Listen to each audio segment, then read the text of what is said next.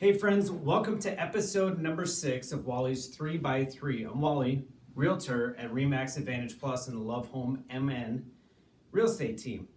My goal with this is to create value and a sense of community by connecting people to people and not just people to brands. I asked 3 questions, have 3 real strong takeaways here in episode number 6, all in around plus or minus 3 minutes. I'm back at Finance of America with a first of a two-part series with Senior Loan Officer Ryan Molstad. Ryan's part of the Thomas Jusela team and one of the top lending teams in Minnesota, but also in the entire country. So it's an honor to work with you and also learn from you over the course of our business relationship. So thank you. Thanks for having me. You got it. So let's get right to it. Things in the mortgage industry have obviously changed a lot with good reason since the crash of 2008. What advice do you have for people maybe looking to get back into the home buying game, or if you're a new home buyer in our audience, what's new in the process of qualifying for a home loan? Great question. So if you haven't been involved in the mortgage process in the last 10 years, whether it was through a refinance of your current property or in buying a new home, have things changed since then? Absolutely they have, right? Things have definitely become a lot tougher. A lot more regulation is now involved in terms of underwriting guidelines, but that doesn't mean you should be deterred or scared away from it, right? With the right lender, you absolutely can get navigated through this process very smoothly and efficiently. With a lot of regulation, though, has come some positives as well for consumers in terms of, tighter in terms of interest rates and closing costs from lender to lender, right? There used to be where you would look around from place to place and see a lot wider range in terms of closing costs and interest rate. And if you didn't do your shopping, you absolutely could get burnt. Yep. But now everything is so regulated that things have to be within a certain threshold. So it's almost become commoditized in a way, right? It's very similar from place to place. Where in reality now, it's become more about who is the loan officer you're actually working with in the company that they work with, right? You want to find somebody who, first and foremost, that you trust, right? You have to be comfortable with that person. You are going to be sharing a lot of personal information, and you also want to make sure that they have your best interest in mind. That's a big thing. You want to work with someone who is able to, effectively communicate not just with you during the entire process, but with all parties involved, realtor, title companies, etc. Also, that they're able to educate you, right? I think that is a very important thing because there are a lot of questions you're going to have, and you want to be able to have someone who is available and that will walk you through, and if it's your first time, hold your hand during the process so that you feel comfortable the entire way and you understand what's going on.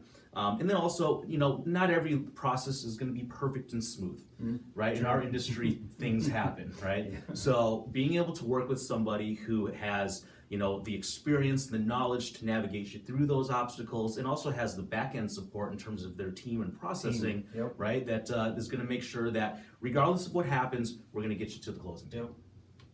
Good stuff. So quick takeaway on that, it's about the people or the person that you're working with, the plan and the process. So great thing about working with Ryan here is he's very thorough, a very organized loan officer. So what's the step to get somebody started in the process?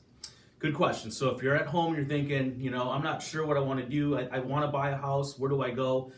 Contact a lender first, right? You want to get pre-approved before you start shopping.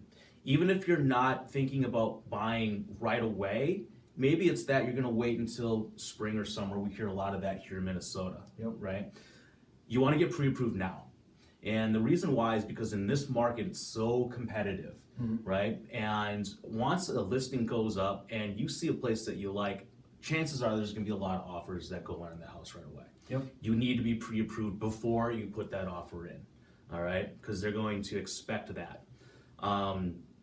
So you also want to look at getting pre-approved early in advance because there might actually be some things that you need to address, and this will give you enough time to address those items, whether it's on credit or financially, before you pull the trigger, right? Also, though, there's also some people that are sitting there and thinking, I don't think I can get pre-approved right now. And then you actually talk to a lender and realize, actually, you can qualify now. A lot of programs. Right? Yep. So you'd be surprised. Either way, definitely contact a lender first. Then, what does that pre-approval process look like? And that can vary from place to place.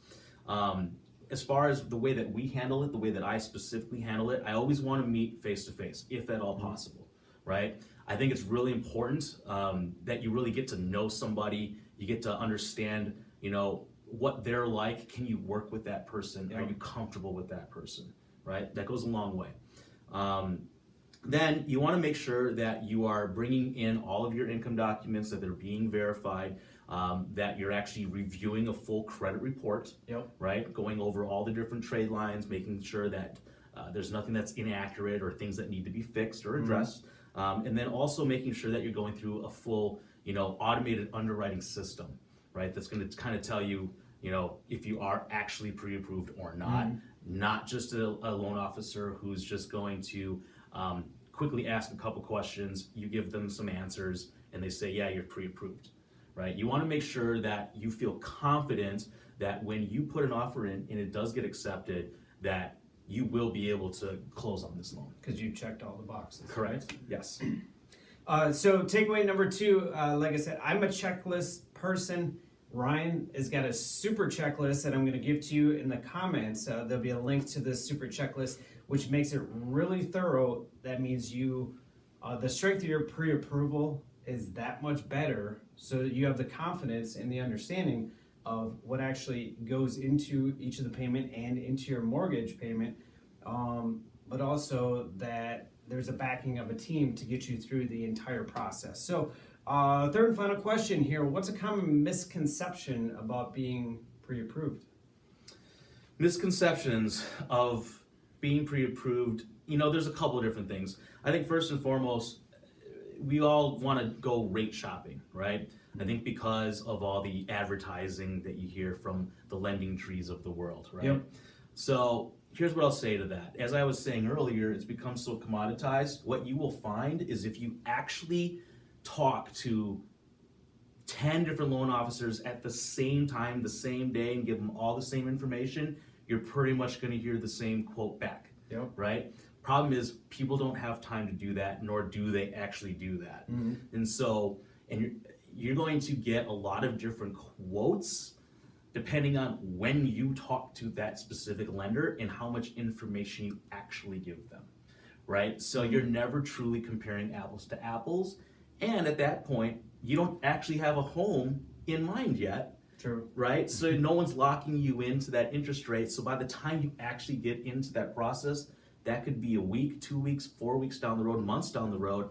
The entire market is different at that point, right? The other thing is credit inquiries. People are always afraid, well, I don't want to get my credit pulled because it's going to lower my score, right? I hear that all the time, right? So here's the thing. You're actually allowed to get multiple credit inquiries from mortgage companies within a 45-day period, and they'll count as one inquiry. In general, credit inquiries actually play a very small, minor role in your overall credit score to begin with, right? There are a lot more important things than credit inquiries when it comes to your FICO score, okay? Lastly, down payment. People are always afraid, well, I don't have enough money for my down payment, right? Very common. There are so many, everyone thinks you gotta have 20% down, right? There's so many programs now today where you could have as little as 0% down. Obviously, you can put the 20% down if you have it and you're comfortable doing that, but you could do 3%, 3.5%, 5%. All these different programs exist today with a lot less in terms of money out of pocket. One thing you want to keep in mind though, and this is something that I hear often too, is there's the down payment is one piece of it, but closing costs are another piece of it, right? You have to have both, right? Unless you're getting seller concessions, which that's a whole nother topic, but make sure that you've got enough money to cover both aspects of that. That's something that people always miss. They always just do the percentage down and forget the other piece of it.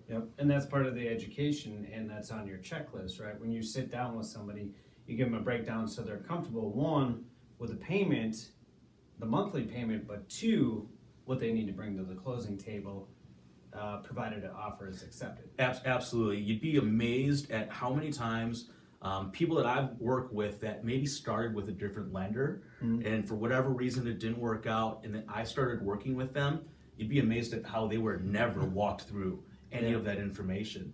A lot of times people are scared of actually walking through numbers, but it's the reality that you have to be set up for success. You have to understand, what you're getting into. There's no hiding anything. Yeah. Right? You want to make sure that you know exactly when you leave a pre-approval meeting, exactly what your payment would be looking like at certain price points, and how much you should be expected to have to bring to the closing. Boom.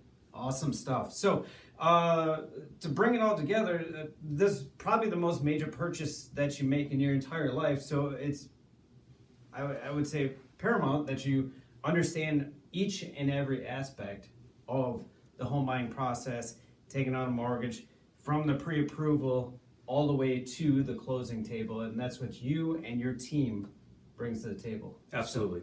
Good stuff. So that wraps up part 1 of 2 that we have here at Finance America. Ryan Molstad, Senior Mortgage Officer. And this also concludes episode number 6 of Wally's 3x3. I'm going to be back later this week with Ryan, and we're going to break down 3 specific loan programs to dig a little bit deeper into qualifying for the home buying process. So thanks for watching. Cheers, friends, and we'll see you later this week.